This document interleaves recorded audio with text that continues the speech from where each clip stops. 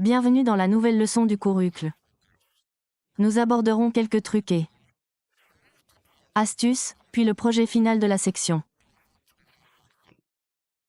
Concernant les trucs et astuces, nous aborderons REPL, Akash, UGEL. L'utilisation de Underfind et des trous de type. Nous avons déjà vu comment utiliser le référentiel avec GCI. Et Caval, lorsque vous travaillez sur un projet. N'oubliez pas que REPL est toujours disponible. Si vous accédez au référentiel avec Caval REPL, vous pouvez également importer et explorer les modules téléchargés avec Akash. Par exemple, dans ce projet, j'ai la bibliothèque aléatoire comme dépendance. Si j'accède au référentiel avec GCI et que j'essaie d'importer la bibliothèque aléatoire,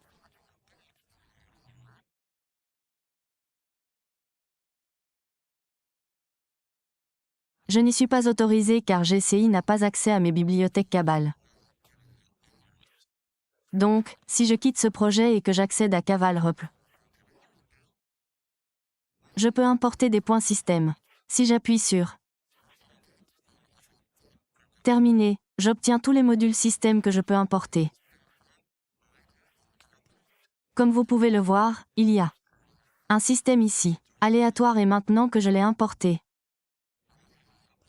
j'obtiens par exemple vérifier la signature de type de la plage aléatoire IOE.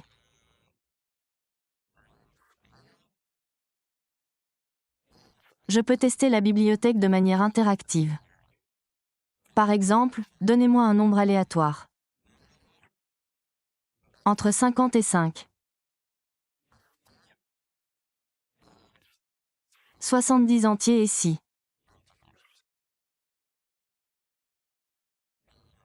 J'écris correctement, c'est ce que je veux.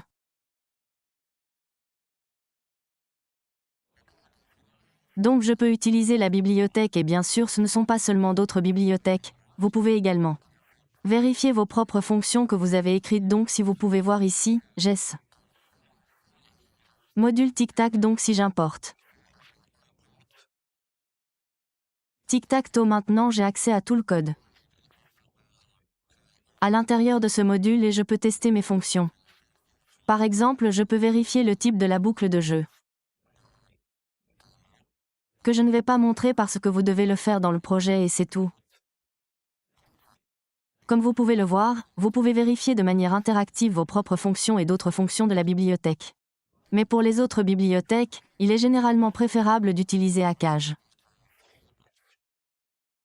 Akash, comme nous l'avons déjà vu dans une leçon précédente, est l'archive de paquets de la communauté Haskell centrale. Au moment de l'enregistrement de cette vidéo, plus de 16 000 packages Haskell sont disponibles dans Akat. Nous avons déjà vu comment l'utiliser avec Caval pour ajouter des leviers à votre projet. Mais examinons rapidement le site web et son utilisation. Prenons l'exemple de la création d'un site web serveur afin que nous puissions écrire ici dans l'invite Sexumon. Sur le web, nous avons accès aux options avancées, mais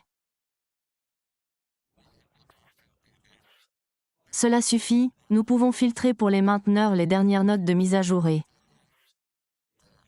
les téléchargements. Je pense que ce sont des téléchargements hebdomadaires, donc si nous cliquons ici, vous y allez, nous filtrons les bibliothèques pour les plus téléchargées au moins téléchargées. Ici, nous avons la conversion entre le format mathématique qui n'est pas ce que nous recherchons. Nous avons le travail qui est le serveur web Lightway. Nous avons le noyau Yesod, nous avons un tas d'autres bibliothèques parmi lesquelles nous pouvons choisir.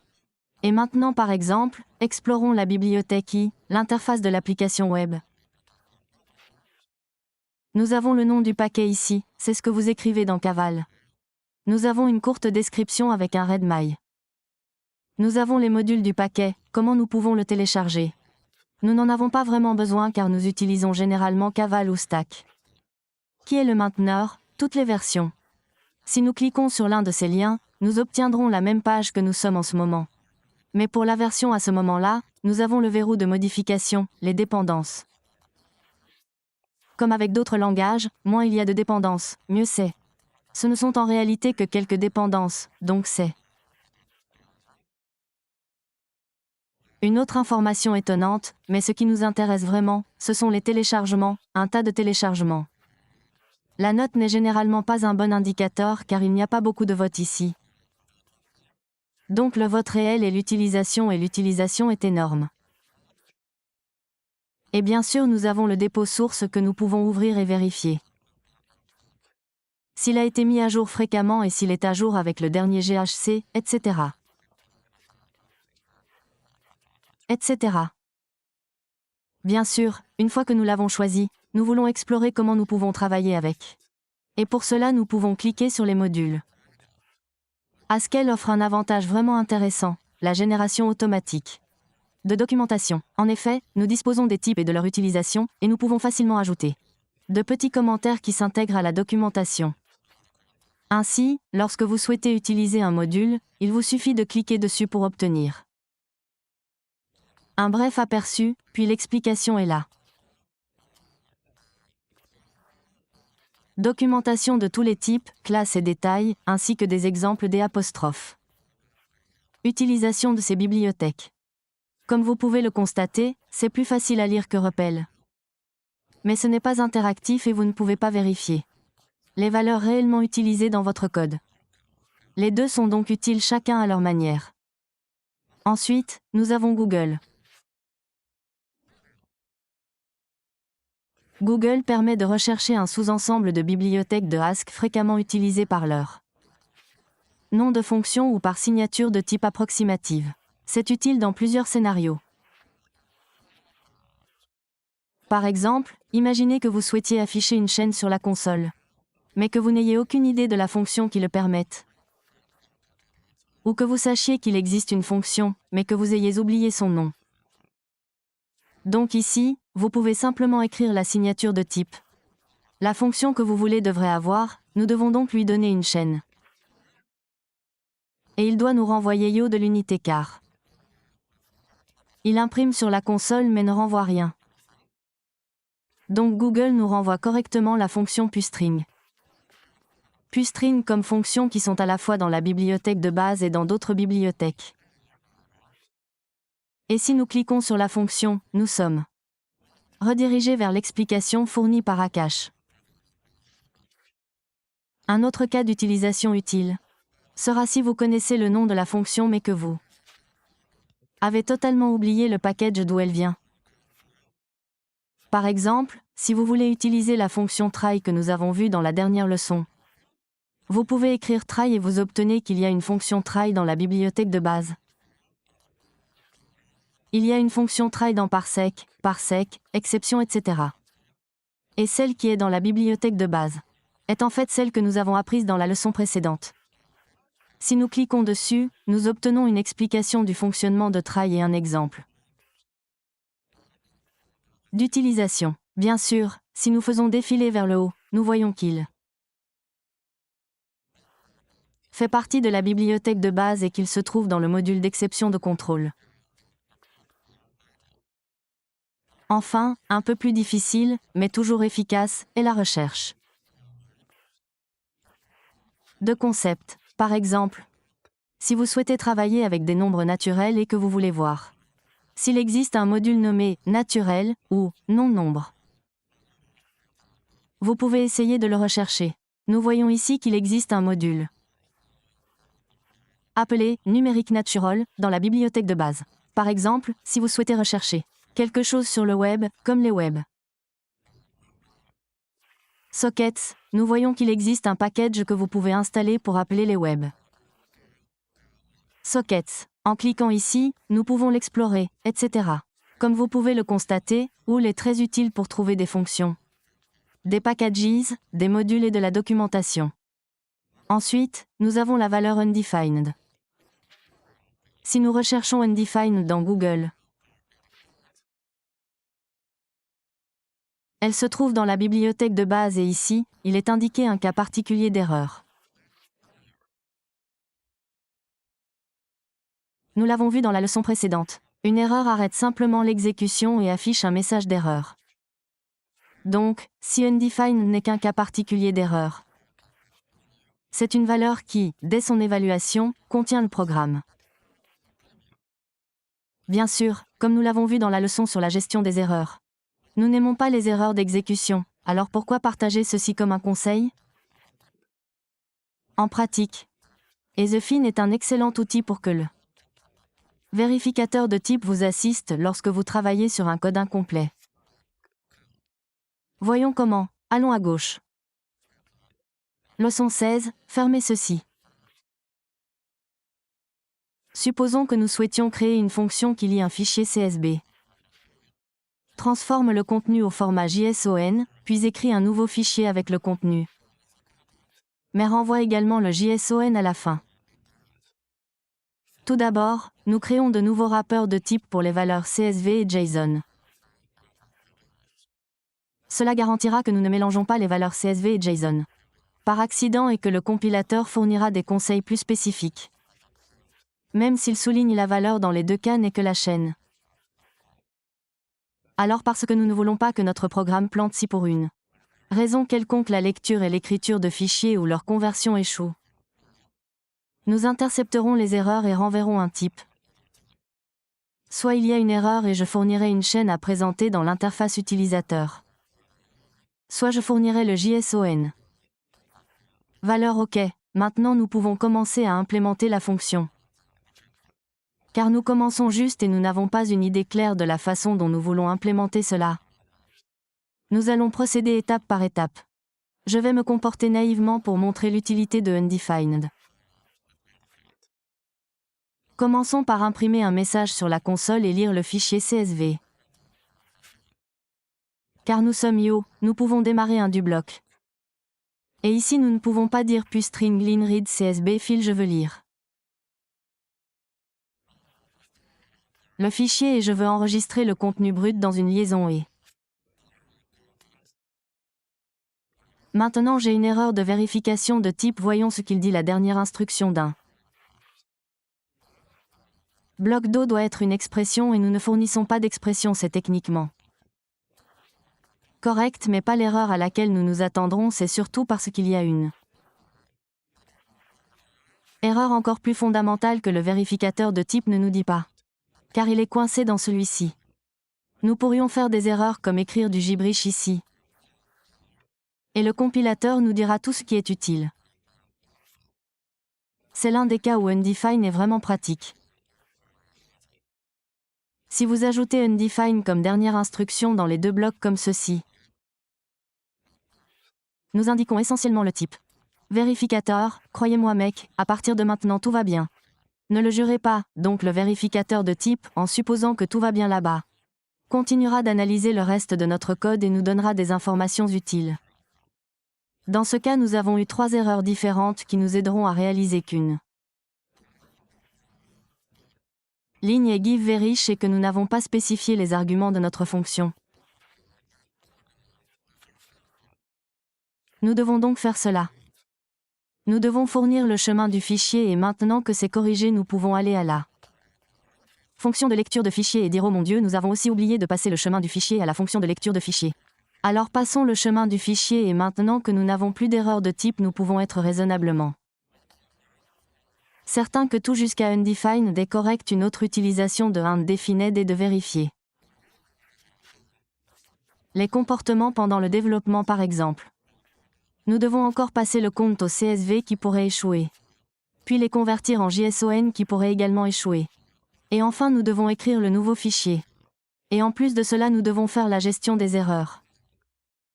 Au lieu d'écrire le tout et de vérifier que tout fonctionne à la fin.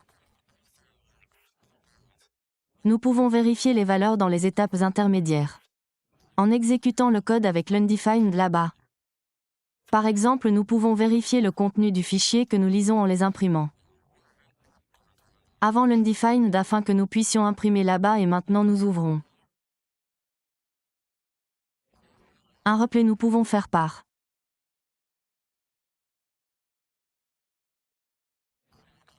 Exemple UHCSV et nous avons un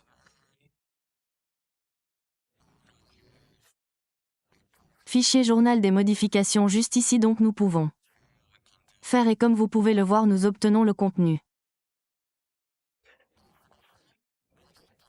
du fichier imprimé ici puis notre programme plante. Donc nous savons que jusqu'ici tout va bien.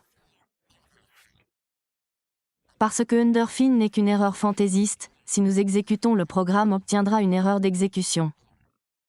Bien sûr au moment où vous avez fini d'écrire le code. Il doit rester undefined, c'est juste un outil pour votre. Signifie pendant la session de développement. Vous pourriez obtenir un incendie si vous expédiez la valeur undefined en production. Mais nous ne nous en soucions pas à ce stade car nous sommes à mi-développement et nous voulons juste vérifier si tout ce que nous avons codé jusqu'à présent est correct. Enfin, un dernier bon cas d'utilisation pour undefined est de l'utiliser comme implémentation à faire. Par exemple, disons que nous continuons avec notre fonction, fermons ceci. Comme nous l'avons dit précédemment, nous devons passer le CSV. Donc laissez CSV.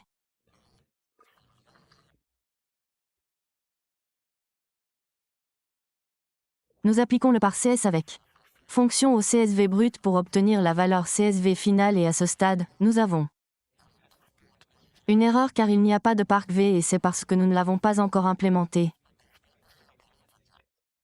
Une option sera d'implémenter par CSV tout de suite, ce sera bien. Mais que se passe-t-il si à mi-chemin de l'implémentation, vous réalisez que vous devez implémenter une autre fonction et une autre etc. Ce cas spécifique ne serait pas si compliqué, mais vous pouvez voir comme dans des cas plus complexes. Au moment où vous avez fini d'implémenter toutes les fonctions internes, vous avez perdu la trace de ce que vous aviez en tête pour l'original. Donc si vous avez une idée approximative de la structure globale de la fonction que vous implémentez en ce moment, vous pouvez différer l'implémentation des fonctions internes en créant les signatures de fonctions internes et en définissant l'implémentation réelle de celle-ci comme une ligne comme celle-ci. Nous pouvons écrire par PSV et nous voulons que par CSV prenne une chaîne et renvoie une valeur CSV et au lieu de l'implémenter réellement.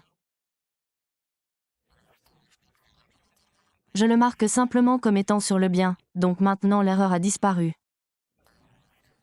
Nous avons une fonction qui montre réellement la valeur réelle que nous allons obtenir. Et nous avons la bonne valeur pour la liaison CSV et bien sûr, nous pouvons continuer à faire cela. Par exemple, nous pouvons définir la fonction CSV vers JSON qui prend un CSV et renvoie un JSON et croyez-moi, je vais l'implémenter dans le futur. Maintenant, nous pouvons venir ici et réellement utiliser la fonction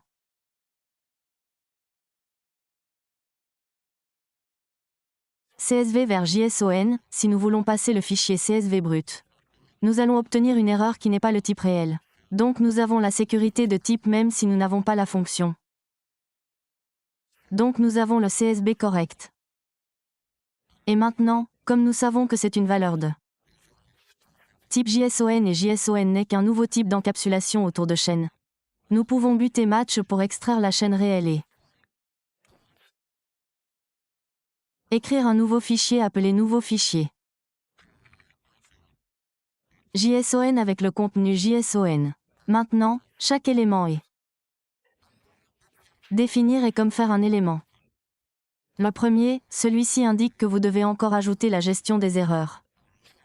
Car si nous le supprimons, l'erreur que nous obtenons est que nous pourrions faire correspondre l'unité de type avec l'une ou l'autre chaîne. JSON et les deux autres indiquent que vous devez encore implémenter ces deux fonctions. Donc vous divisez le travail en 3. Et commencez à vous attaquer à chacun de un par un. Passons maintenant au dernier conseil de la leçon. Les trous de type. Les trous de type sont une fonctionnalité de GHC, spécialement conçue pour vous aider à comprendre quel code écrire en cas de doute. Voici le principe. J'ai le code standard ici. Imaginons que vous implémentiez une fonction qui convertit une liste de chaînes en email valide. Le type email génère un wrapper de type autour de la chaîne. Pour plus de sécurité, et la fonction d'analyse des emails doit d'abord s'assurer que la saisie utilisateur est un email valide en vérifiant qu'il contient le signade, puis la normaliser en convertissant tous les caractères en minuscules. Point. Commençons simplement par convertir une chaîne en email sans rien faire d'autre. Si nous remplaçons le caractère indéfini par un trait de soulignement, nous obtenons un résultat assez intéressant. Erreur. C'est ce que les trous de type apportent à la table dans The Skull. En mettant un trait de soulignement dans notre code INHV, nous demandons au vérificateur de type des indices sur ce qui pourrait être fait là-bas et le vérificateur de type apporte toutes les informations qu'il peut. D'abord, il nous dit quel est le type du trou. Donc nous avons trouvé un trou qui est celui-ci, ce trou n'a pas de nom. Mais nous pourrions ajouter un nom si nous voulons un par exemple ou X. Et il trouvera un X entier, donc vous pouvez avoir plusieurs trous en même temps. Donc nous avons trouvé un trou qui est de type liste de chaînes à envoyer par email. C'est logique parce que nous n'avons rien fait. Donc nous avons implémenté toute la fonction par email et c'est le type de la fonction par email. Mais vous donne également l'endroit où il se trouve. Généralement vous savez déjà où il se trouve afin que vous puissiez l'ignorer si vous le souhaitez. Mais il vous donne des liaisons pertinentes dans ce cas, il suffit de forcer les emails. Mais si vous avez des liaisons where-clos ou let, toutes les liaisons à l'intérieur de la fonction par email seront également affichées ici. Plus intéressante encore, nous avons des trous valides. Dans ce cas, le vérificateur de type fournit des valeurs qui correspondent parfaitement au type de notre trou. Nous avons la même fonction, donc bien sûr si nous appelons récursivement la même fonction, le type sera correct, mais nous aurons une récursivité infinie. Nous avons d'autres valeurs dont nous ne connaissons pas encore la fonction. Nous n'en parlerons donc pas maintenant. De plus, il détecte d'autres éléments qui n'ont pas le type exact dont nous avons besoin, mais qui pourraient nous rapprocher du type dont nous avons réellement besoin. Ce sont les failles de raffinement. Comme vous pouvez le voir, nous avons une fonction map avec un trait de soulignement. Si vous remplacez le trait de soulignement par map et score, vous rapprocherez du type dont vous avez besoin. Nous avons la même chose avec d'autres fonctions. Dans ce cas, nous savons que nous devons mapper la liste de chaînes. Nous prenons donc la première suggestion de raffinement et effaçons map. Voyons maintenant map et underscore. Nous vérifions à nouveau l'ensemble et obtenons un ensemble complet de nouvelles informations. Si nous examinons l'ajustement d'ensemble valide, voyons ce que c'est. Les ajustements d'ensemble valides incluent l'email. La structure de l'email est présente.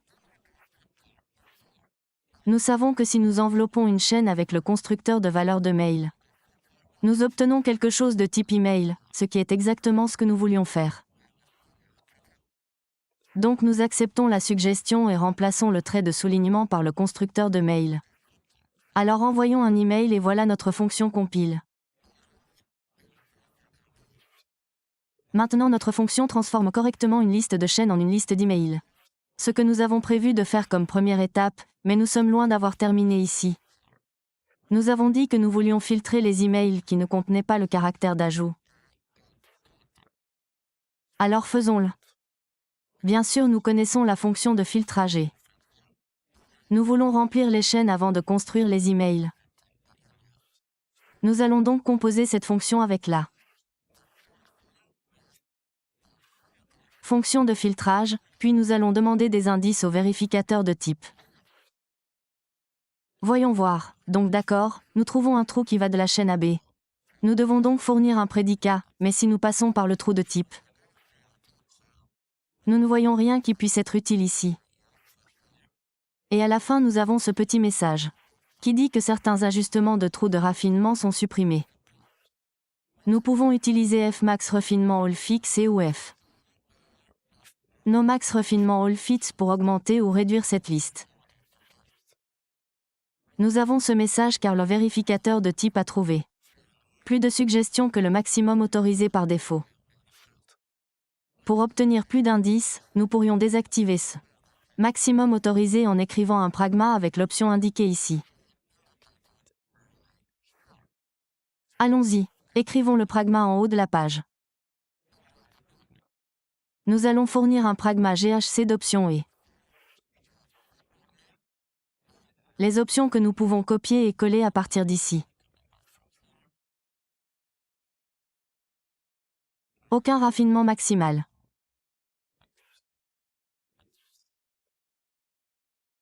Voilà, si nous enregistrons et survolons à nouveau. Nous constatons qu'il y a plus de suggestions qu'avant. Et l'une des suggestions de raffinement est la fonction lm. Nous connaissons déjà la fonction lm que nous avons utilisée précédemment. Nous savons que lm est un prédicat qui renvoie vrai si l'élément est dans la liste. Ce qui est exactement ce dont nous avons besoin. Nous remplaçons donc le trait de soulignement par le trait de soulignement lm comme suggéré ici, et continuons. Donc le trait de soulignement lm et nous survolons à nouveau. Nous avons maintenant trouvé un caractère de type entier, cette fois-ci, c'est joli. Nous n'avons même pas besoin de la suggestion. Nous savons que nous devons fournir le caractère pour vérifier s'il fait partie de la chaîne. Et nous savons déjà quel caractère était parce qu'il fait partie de l'exigence. Nous fournissons donc le caractère d'ajout. Terminé avec le filtre, normalisons maintenant les emails. Car il est logique de normaliser la chaîne. Avant de les envelopper avec le constructeur de mail. Nous ferons la même chose qu'avec le filtre et composons un trou de type. Dans ce cas, nous voulons composer la fonction que nous mappons sur les chaînes de filtre. Nous allons donc utiliser la parenthèse et nous allons composer un trou de type. Si nous survolons cela, nous obtenons que le trou est une chaîne à chaîne. Que ce soit sur les liaisons, choisissez parce que les emails et les trous valides. Il y en a quelques-uns, il y en a pas mal et puis les trous de raffinement. Il y a une énorme liste, si nous parcourons lentement la liste. Nous pouvons voir que le cycle inverse dans Ital, cela ne fait pas ce dont nous avons besoin. Échoue à la lecture et prend While Drop Filter. Nous n'avons pas besoin de tout cela, donc après avoir regardé cela un peu. Il y a un trou de raffinement qui semble clairement être la meilleure option. Qui est la fonction map? Nous avons une chaîne que nous voulons convertir en minuscule. Une chaîne est juste une liste de caractères. Donc peut-être que nous pouvons parcourir chaque caractère et renvoyer la version minuscule un par un. Donc nous acceptons la suggestion et remplaçons le trait de soulignement par le trait de soulignement de la carte. Et si nous survolons, d'accord, nous avons besoin d'une fonction qui va de caractère en caractère. Et si nous regardons les fonctions fournies, aucune d'entre elles ne semble particulièrement utile. Mais nous avons un atout de plus dans nos fiches, les importations. Nous obtenons ces suggestions parce que c'est ce que nous avons de disponible dans notre environnement. Donc si nous voulons plus de suggestions, nous pouvons en ajouter plus à notre environnement. Dans ce cas, nous souhaitons travailler avec des personnages. Une bonne idée serait donc d'importer un module doté de fonctions dédiées. Nous savons déjà que le module data.car est le candidat idéal. Importons-le et voyons les options supplémentaires disponibles. En haut, nous sélectionnons « Import data car ».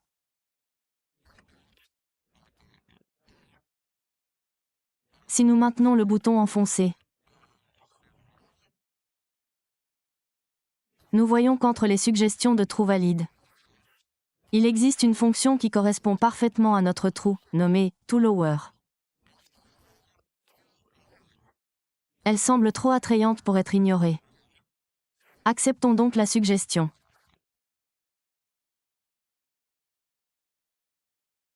Si nous lisons la documentation, il est indiqué qu'il convertit la lettre en lettre minuscule correspondante. Si un autre caractère est renvoyé inchangé. Mais c'est exactement ce dont nous avions besoin, donc si nous l'utilisons. Il compile et il semble que nous ayons terminé d'implémenter toutes les fonctionnalités que nous voulions. Alors testons la fonction. Nous pouvons utiliser le repl ou pour plus de commodité, nous pouvons utiliser une fonctionnalité vraiment intéressante qui nous permet d'évaluer les fonctions à l'intérieur des fichiers. Donc si nous le faisons et que nous écrivons des emails FSE et que nous devons maintenant fournir des emails.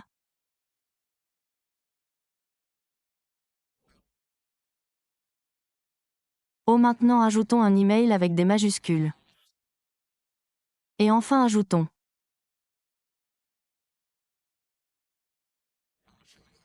une chaîne qui n'est pas un email valide. Donc selon notre spécification. Seul le premier et le deuxième devraient faire partie de la liste finale car ils contiennent le signe d'ajout et les deux doivent être en minuscules, donc celui-ci sera intact. Et celui-ci sera tout en minuscules. Les deux seront enveloppés dans la structure de l'email pour signaler qu'il s'agit d'un email valide. Alors évaluons et nous obtenons qu'il n'y a pas d'instance pour afficher l'email car nous devons le dériver. Et si nous actualisons maintenant, nous obtenons la réponse que nous en avons besoin. Remarquez que cela a fait très peu de travail car les trous de type m'ont lentement guidé à travers tout ce que je dois faire. J'ai juste pris des décisions clés quant à la direction que je veux suivre. Mais cette direction a été doucement fournie par le vérificateur de type. Comme vous pouvez le voir, les trous de type peuvent être très utiles. Surtout lorsque vous travaillez avec de nombreuses valeurs polymorphes ou des structures imbriquées et c'était le dernier conseil. Alors parlons du projet final de la section. Passons en revue les choses importantes avec lui dans ce cours jusqu'à présent. En plus d'apprendre UCL. Dans les devoirs de la leçon 9, vous avez construit un labyrinthe fermé et un solveur de labyrinthe ouvert. Nous appelons la forêt de labyrinthe ouvert. Dans les devoirs de la leçon 11, vous avez eu l'occasion de créer un programme qui imprime un arbre comme graphique représentant la structure des dossiers. Dans la leçon 14, nous créons un jeu en ligne de commande dans lequel l'utilisateur tente de s'échapper d'une forêt avant que celle-ci ne soit à court d'endurance. Dans le devoir de cette leçon, vous avez ajouté un système de combat pour affronter des golems tout en tentant de vous échapper. Enfin, dans le devoir de la leçon 15, vous avez étudié et compris le code d'un programme en ligne de commande, permettant de gérer votre liste de vrais joueurs. De plus, vous avez ajouté un système de gestion des erreurs pour corriger les bugs que j'ai volontairement détectés dans le code. Vous maîtrisez maintenant plusieurs programmes et, à chaque étape, nous introduisons de nouveaux concepts et vous fournissons des conseils détaillés sur les éléments à prendre en compte et la manière d'aborder ces défis. Il est maintenant temps pour vous de créer quelque chose par vous-même. Voici les prérequis. Vous devez créer un jeu de morpion. Un exécutable en ligne de commande avec sa logique métier implémentée sous forme de bibliothèque. Il doit y avoir un mode solo et un mode multijoueur. Le joueur solo doit affronter la machine. Et la machine doit choisir aléatoirement le prochain mouvement. La carte doit être correctement imprimée dans la console. Et vous pouvez enfin utiliser la bibliothèque de votre choix.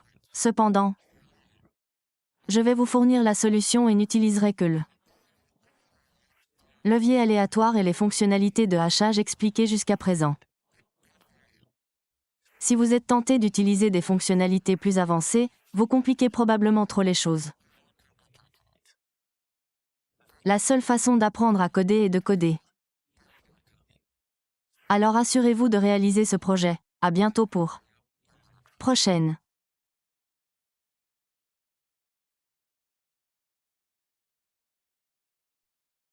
Point.